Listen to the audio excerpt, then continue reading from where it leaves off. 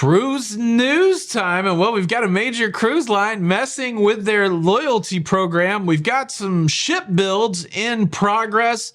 And what are you supposed to do with your dirty buffet plates? A debate is raging. That plus a whole lot more cruise news and my views. Let's talk about it.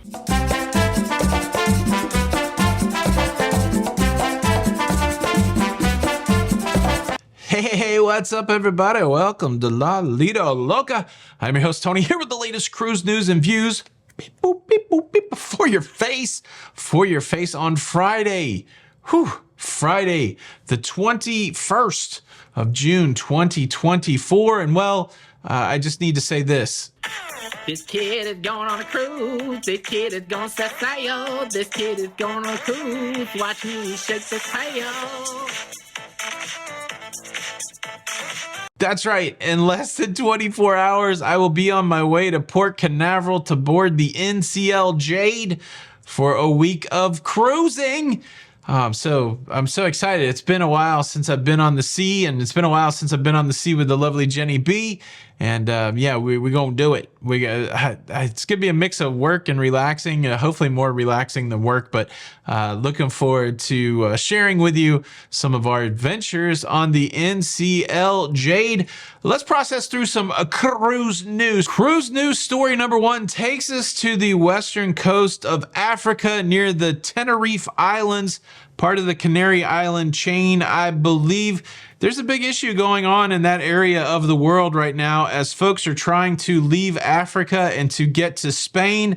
It's very similar to what we see in the Caribbean, folks leaving Cuba, trying to get to the United States. And they take to these maybe not the best seaworthy vessels, and they get themselves in trouble on the high seas. But we do have a great story of a cruise ship coming to the rescue of those in need. A call was put out to the Oceanana Insignia to see if they could provide assistance to a large vessel adrift in these waters, and they did go and they did rescue 68 people that were in this vessel. Unfortunately, there were people that had passed away in this vessel. They were able to retrieve 3 of the bodies. Unfortunately, due to weather, they couldn't retrieve all 5 of the people that had passed away. The Oceanana Insignia bringing these people on board, providing medical assistance, food, drink, clothing, whatever is needed to take care of these folks.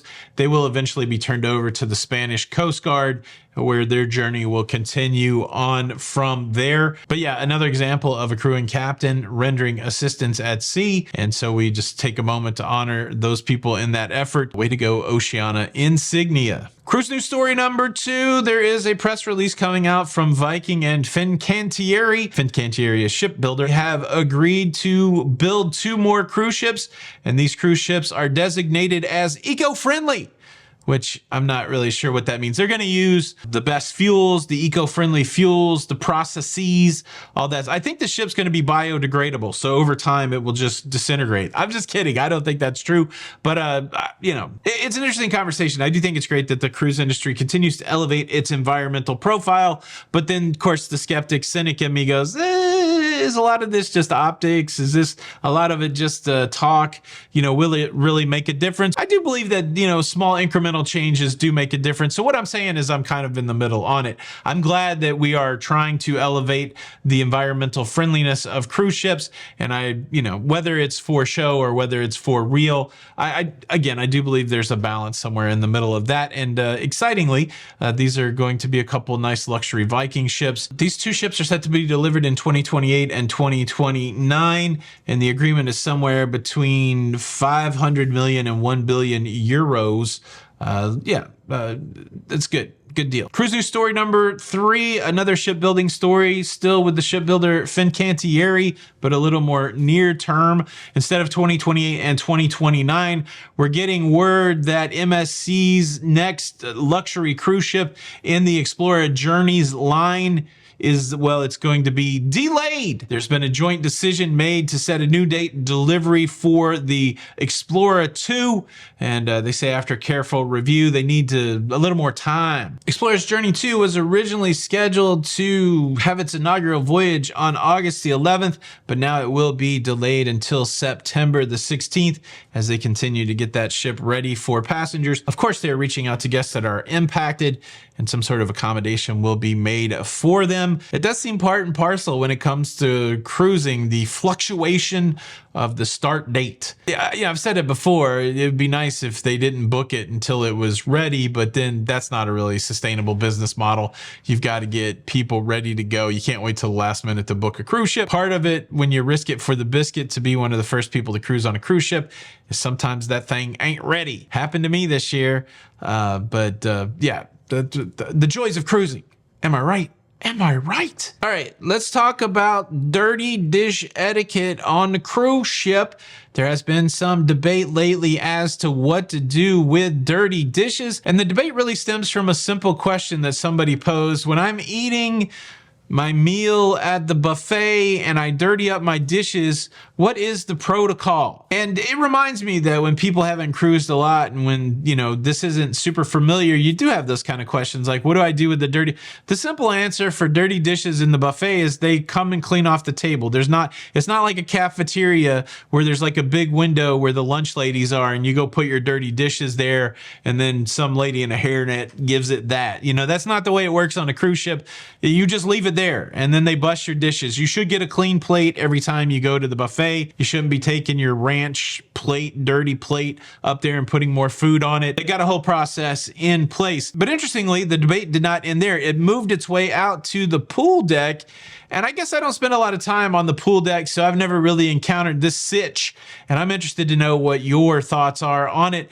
People say sometimes I get a plate of food and I go sit in a lounger, and then I sit at a lounger poolside and eat my food. You know, I have the potato salad while I'm sitting out there in the 800-degree temperature watching my kids swim. And so what do I do with the plate after I've finished my plate while I'm laying out and getting my suntan on? What do I do with that plate? Some people say, well, they just stick it under the pool lounger, which some people push back and said, that's kind of gross. Why are you sticking plates on the pool deck? And then some people say they just sit it on another chair. And then there's other people that say they try to find a table to sit it on, or they put it in the buffet, that kind of thing. I never really thought about that one. Should cruise lines have like a dish return out on the pool deck? And then, of course, the great debate when it comes to dirty dishes is, what do you do with your room service dishes? You go on a Carnival cruise line cruise and you walk the halls, and many times at night you'll see stacks of dishes by the doors of people that have had room service, and that's caused some people to say, well, that's gross and I'm tripping over dirty food and half-eaten plates, that kind of thing. That can't be the procedure. On Carnival Cruise Line, that's the procedure. They want you to put your dirty dishes out in the hallway. They have a whole team that comes and scours the corridors for dirty dishes. But on other cruise lines, I don't know that that's true. And I've typically just left my dirty dishes from room service in the cabin. But then maybe I'm creating an unfair burden for the cabin steward when there might be another team member that's in charge of the dirty dishes. Some cruise lines have a callback feature where when you finish with your room service, you call them back and they'll come pick up your dirty dishes. I don't know. I guess there's a lot of dirty dishes on cruise ships that need to be clean. Where do you fall on any of these debates? Where do you do anything different? Some people say they organize their dirty dishes at the buffet like that. You're organizing the dirty dishes. Is this what we're doing now? Just to make it easier for the hardworking folks.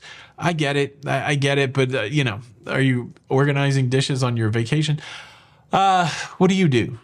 Leave a comment below. Now, I got to tell you about this big cruise loyalty shakeup that's right in our face right now.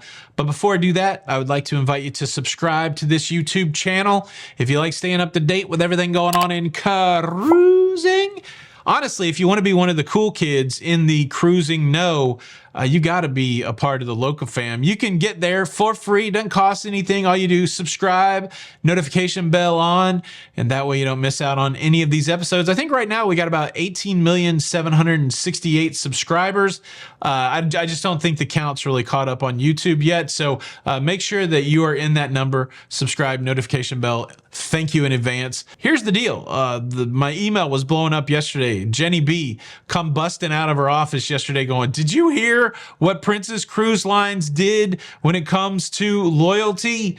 And I'm like, I did not hear it. I tell you where I've been struggling though. I've been spending years on all these cruise lines not really following their program. They all got programs. Oh, if you want to be loyal, sell this many dates, blah, blah, blah. No, the way I've been doing it the Kid Rock way. I've been trying to go platinum selling rhymes. I'm going platinum selling rhymes.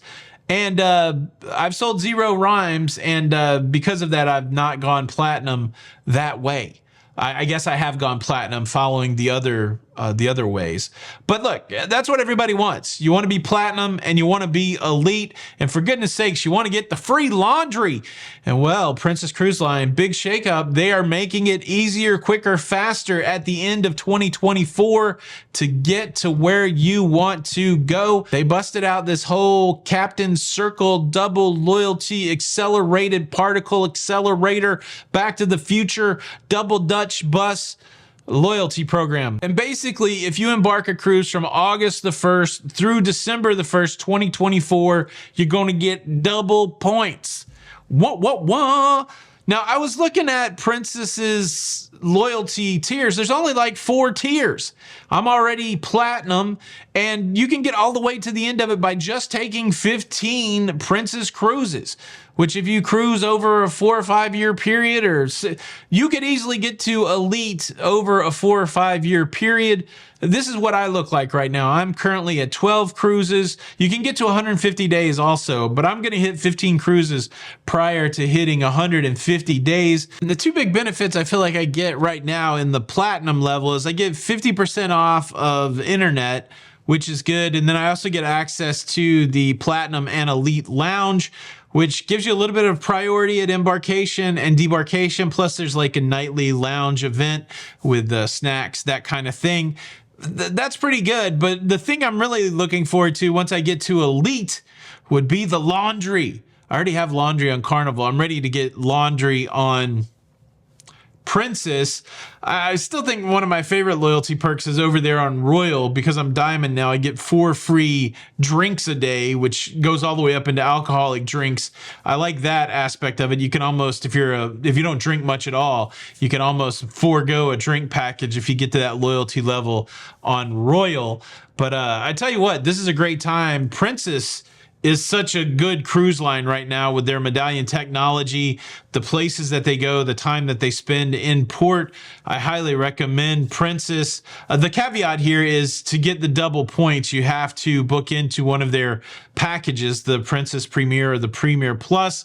But most people that I've talked to, they do that anyway. So I think this is a good path. Unfortunately for me, I only have 2 more Princess cruises between now and December the 1st. So I don't know that this acceleration is going to help me, because 15 cruises is really my path to elite. I don't think I'm going to pick up 62 more days on this promotion, but it does entice me to maybe book another Princess cruise in that time frame, just so I can. I mean, I'll be elite on December the 5th, I guess, after that cruise. But yeah, I don't know. Does this kind of thing entice you? Does it not entice you? What's your favorite loyalty perk? Yeah, leave that comment below. And look, I was going to end this One Day Until I Cruise Fun Day Friday episode with some sort of cool laundry dad joke, but I'm still ironing out the details on that one. This kid is going on a cruise. This kid is going to set sail. This kid is going on a cruise. Watch me shake this tail.